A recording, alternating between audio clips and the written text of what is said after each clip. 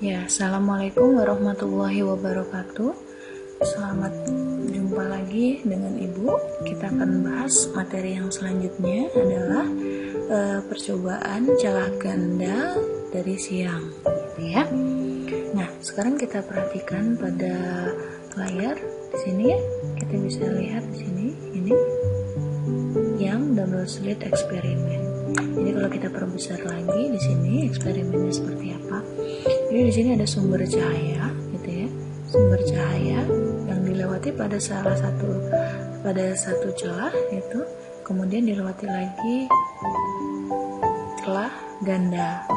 Nah, tujuannya apa? Kenapa harus dua? Supaya mereka bisa menghasilkan cahaya yang koheren tadi ya, supaya terjadi peristiwa interferensi. Nah, kalau kita lihat di sini, ketika cahaya itu masuk melewati celah ini kita sebut sebagai S0, yang ini kita sebut sebagai S1, dan yang ini adalah S2, maka di sini akan muncul seperti sumber cahaya yang baru gitu. Nah, ketika dua sumber atau dua gelombang cahaya tadi bersatu, maka akan membentuk ya yang kita sebut sebagai tadi di awal superposisi. Ya, superposisi ketika amplitudenya maksimum, maka terjadi interferensi konstruktif. Dan ketika dia minimum, maka akan terjadi interferensi destruktif. Nah, kalau kita lihat di sini, ini kan bagian tengah. Kalau kita tarik garis nih, ini kalau kalian bisa baca, kita baca di sini ya.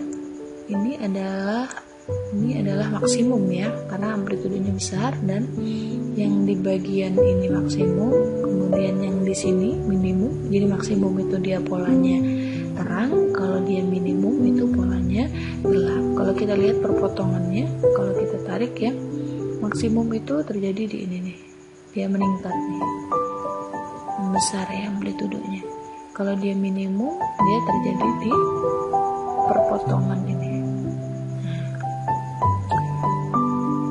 Oke, selanjutnya adalah kita akan mengamati bagaimana persamaan yang muncul ketika dua buah gelombang dia melakukan superposisi. Nah, untuk pertemuan sebelumnya kita sudah membahas ketika gelombang yang kita amati adalah gelombang mekanik ya. Kita membuat persamaan gelombang berjalan. Yang sebelumnya sudah kita dapatkan persamaan interferensi. Nah, kita sekarang akan melihat bagaimana pendekatan lain untuk mendapatkan persamaan interferensi pada eksperimen celah ganda yang. Nah, kalau kita perhatikan tadi, gelombang tadi yang melewati S1 dan S2 ini dia mungkin akan bertemu pada satu titik ini P, kemudian misalnya kalau dia ke atas ketemu di P1, dan di sini adalah P2.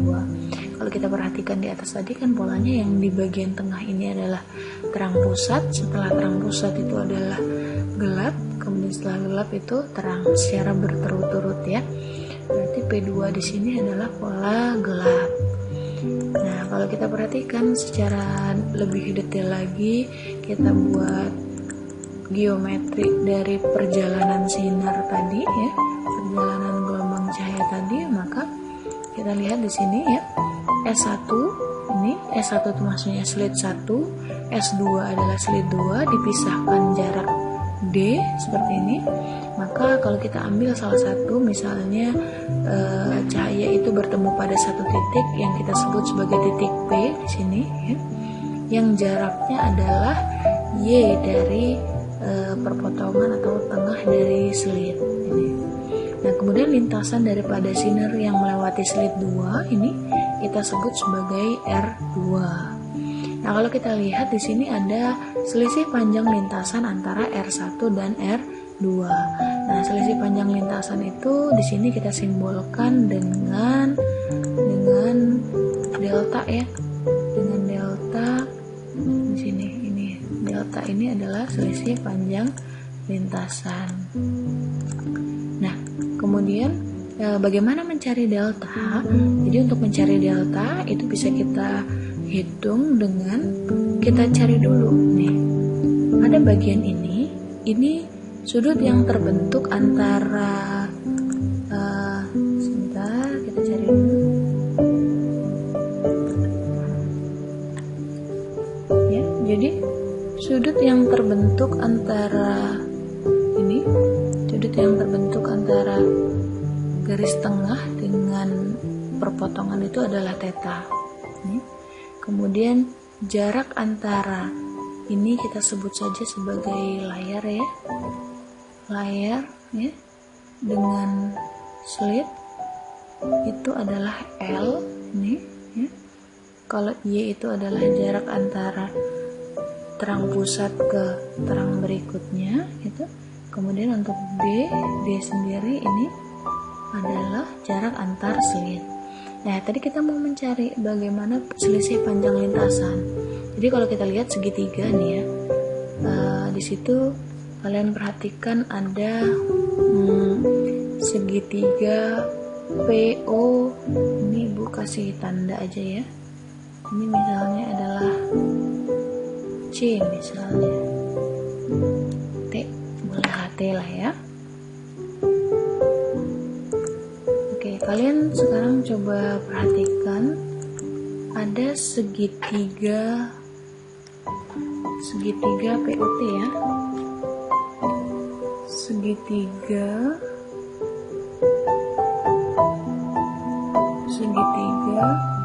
POT dengan segitiga ya, yang ini, segitiga yang ini misalnya, yang ini adalah segitiga misalnya kita buat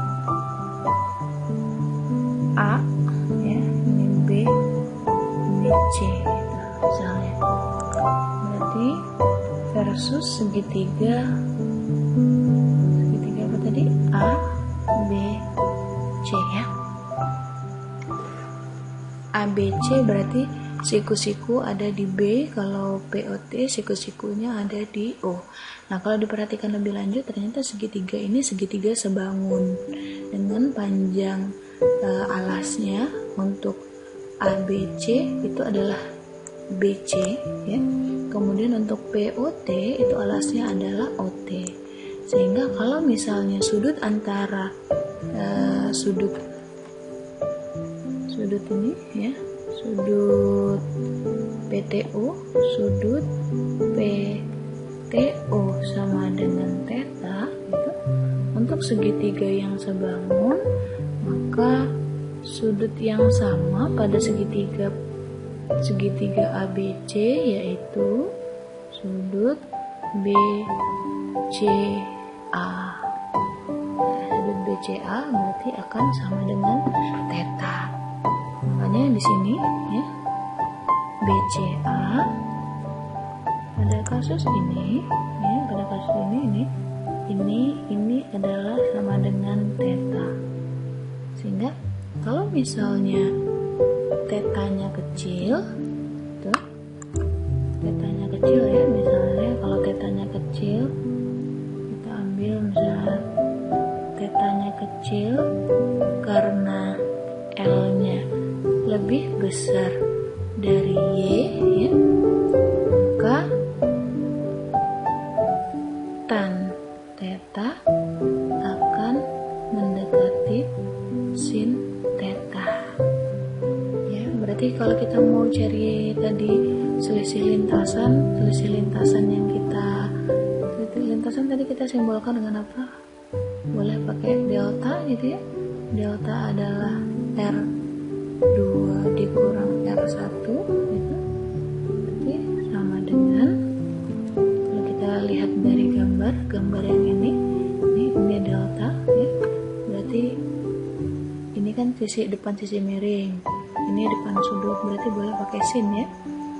Sin theta sama dengan ya, kita lihat di sini berarti sin theta sama dengan apa tadi? Kalau dari gambar sin theta sama dengan delta dibagi dengan D.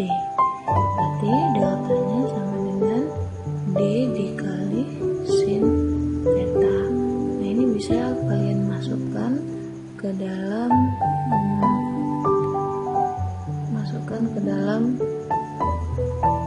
ini masukkan ke sini, sehingga kita punya ini akan sama dengan D sin theta.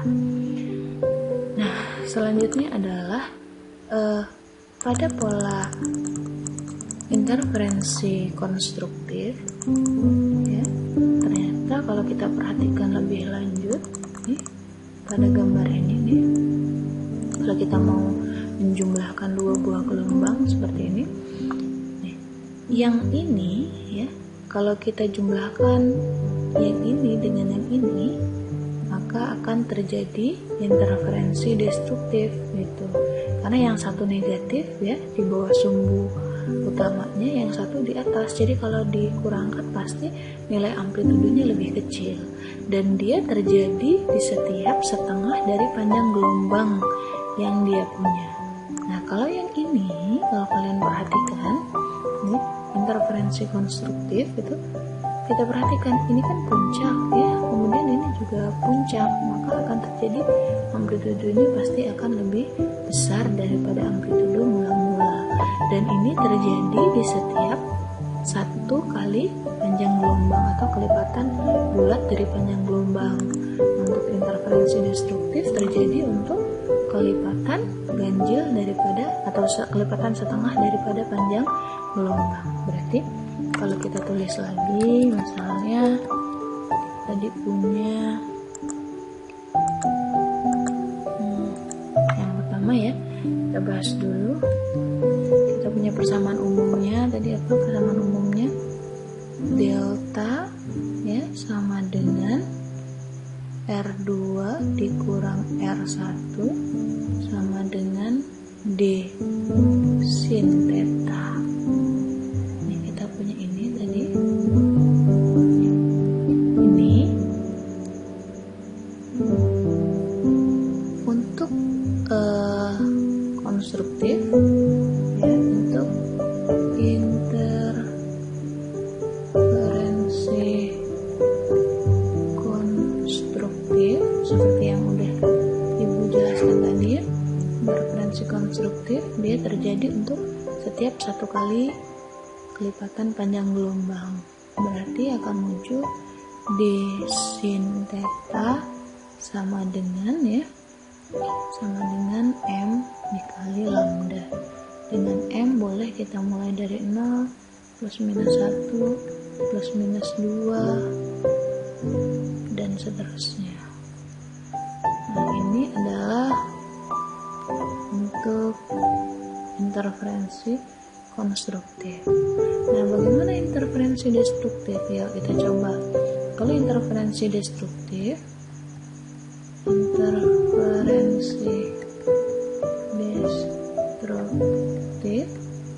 yang terjadi adalah D sin theta sama dengan, supaya mulai dari M-nya ini sama ya, maka kita buat secara matematis ya dengan menggunakan deret yang udah pernah kita dapat di persamaan matematika. Maka D sin theta-nya akan sama dengan ya M plus setengah dari panjang gelombang. Nah, ini tadi sudah dijelaskan di awal tadi ya, bahwa untuk interferensi destruktif itu terjadi setiap setengah kelipatan dari panjang gelombang. Nah, M dimulai dari 0, plus minus 1, plus minus 2, dan seterusnya.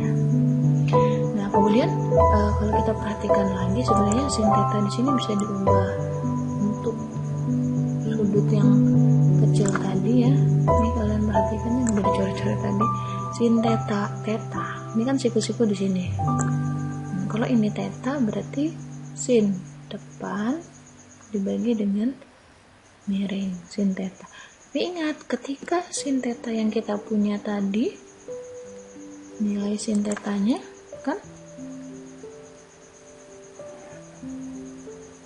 sin theta mendekati tan theta karena L lebih besar daripada Y, sehingga tetanya kecil sekali.